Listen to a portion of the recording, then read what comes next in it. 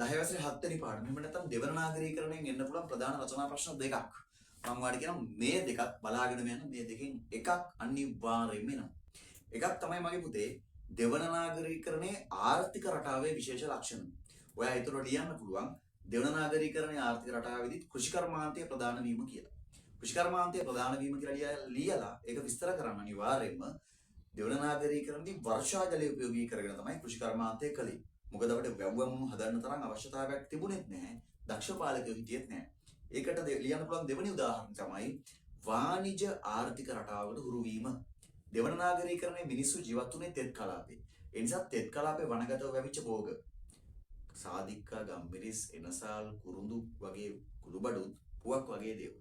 ඒතර ඒවා තමන් ඉඩකඩම් වලම තිබ්බා. අන්නේ දේවල් මේ තෙත් කලාපේ මිනිස්සු තමන් පරිභෝජනය කරලා ඉතුරු වෙච්ච ටික. ඒ කියන්නේ අතිරික්තය විකුණන්න හුරු වුණා. මොකද මේ යුගයේ මුස්ලිම් වෙලෙන්ද ගොඩක් අය අපේ රටට ආවා. අපි යාලට විකුණා. එහෙනම් ලියනවා ඔන්න වාණිජ ආර්ථික රටාවට හුරු වීම.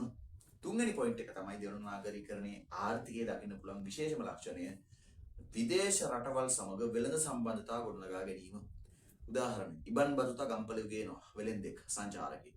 යාපහුවේ පළවෙනි පාලකයා වෙච්ච පළවෙනි බුවනක බාහු රජ වෙච්ච ගමම ඊජිප්තුවේ සුල්තාන්වරයා වෙත දූතයෝ ටිකක් යවනවා. ඒ අපේ රටයි ඊජිප්තුව අතර වෙළඳ සම්බන්ධතා ගොඩනගා ගන්න. අපි චීනයත් එක්ක තිබ්බ සම්බන්ධතාවල ප්‍රතිඵලයක් විදිහට තමයි චෙන්හෝ අපිට එන්නේ ලංකාවට එන්නේ. පස්සේ ඒක ආක්‍රමණයක් දක්වා වර්ධනය වෙනවා. ඊළඟට යාපහුවේ පියගට පෙර හදද්දි කාම්බෝජ ගෘහ නිර්මාණ ශිල්පයේ බලපාලා තියෙනවා. ඒතර මේ හැම එකකින්ම පේන්නේ පුතේ අපි මේ රටවල් එක්ක විදේශ සම්බන්ධතා පවත්වා ගත්ත බවට. එහෙනම් ඔයාලට ලියන්න පුළුවන් නව රටවල් සමග විදේශ සම්බන්ධතා ගොඩනගා ගැනීම. දෙවනි ටාගට් ප්‍රශ්නය දෙවන නාගරීකරණ අවධියේ භාෂාව සහ සාහිත්‍ය වැදගත්කම්. ඒතර ඔයාලට ලියන්න පුළුවන් අංක 1 පොත්පත් ගණනාවක් රචනා වීම. එහෙම ලියලා ලියන්න ඕනේ දඹදෙණියේ ඉඳන් කෝට්ටේ දක්වා ආපු පොත් ටිකක්. දඹදෙණිය නම් කෞසිලුමින සිදත් සංගරාව සද්ධර්ම රත්නාවලිය ගම්පලුගේ ලංකාවේ පළවෙනි සංදේශ කාව්‍ය රචනාව වෙනවා මෛරස් තිසර සංදේශ. කෝට්ටේ යුගය වදන්නවා සිංහල සාහිත්‍ය ස්වර්ණමය යුගය වෙලා තියෙනවා. ඊළඟට කුරුණෑගලුගේ සිංහල පොත් ගණනාවක් රචනා වෙනවා 550 ජාතක පොත සිංහලට පරිවර්තනය වීම වැනි. අන්න ඒ ටික ලියාගෙන යනවා. ඊළඟට සාහිත්‍ය දියුණු කරන්න නම් උගත් පඬිවරු ඉන්න ඕනේ. ඔයාලා ලියනවා දෙවෙනි එක උගත් පඬිවරුන් බිහිවීම.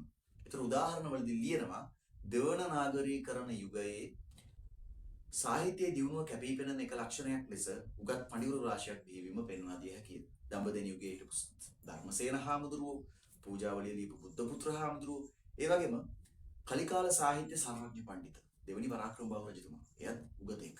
ඊළඟට අපි කුරුණෑගල යුගයට යනකොට පඬිත පරාක්‍රම බාහු රජතුමා. කෝට්ටේ යුගයට යනකොට වීදාගම මෛත්‍රී හිමි, කැරගල වනරතන හාමුදුරුවෝ, ෂඩ්භාෂා පරමේශ්වර තොටගොම්මේ ශ්‍රී රාහුල හිමි වගේ භික්ෂුන් වහන්සේලා හිටියා. වට අන්නේ කට්ටියගේ නම් ටික ලියන්න පුළුවන්. මේ යුගයේ භාෂාව සහ සාහිත්‍ය දියුණුවයි කියන හොඳ උදාහරණයක් තමයි පැවිදි පඬිවරුන් බිහි වෙච්ච එක. පුතේ දෙවෙනි එක භාෂාව සාහිත්‍යයක් දියුණු වෙන්න නම් අනිවාර්යෙන් අධ්‍යාපනික ආයතන තියෙනවා.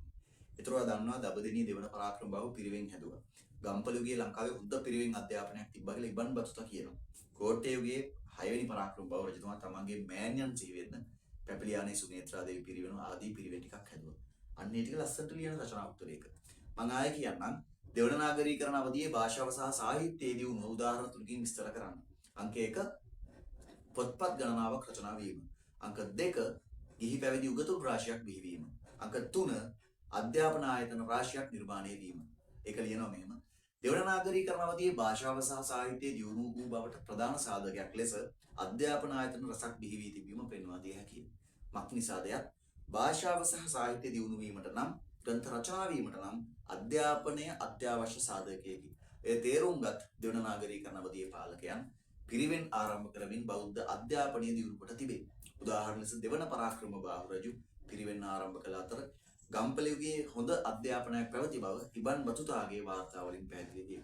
මීට අමතරව කෝට්ටේ යුගය තුල 6 වන පරාක්‍රම බාහු රජු විසින් පැපිලියානේ සුනේත්‍රා දේවී පිරිවෙන, කෑරගල පද්මාවතී පිරිවෙන, දෙවිනුවර ඉරුගල්පුල තිලක පිරිවෙන, වීදාගම ගණානන්ද පිරිවෙන වගේ පිරිවෙන් නිර්මාණය කිරීම.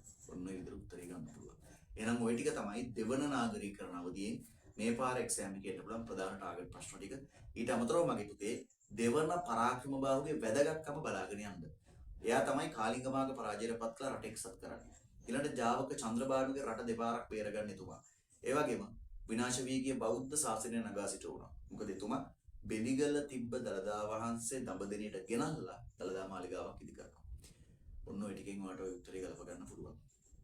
එහෙනම් මගේ පුතේ ලෝක යුද්ධ වලින්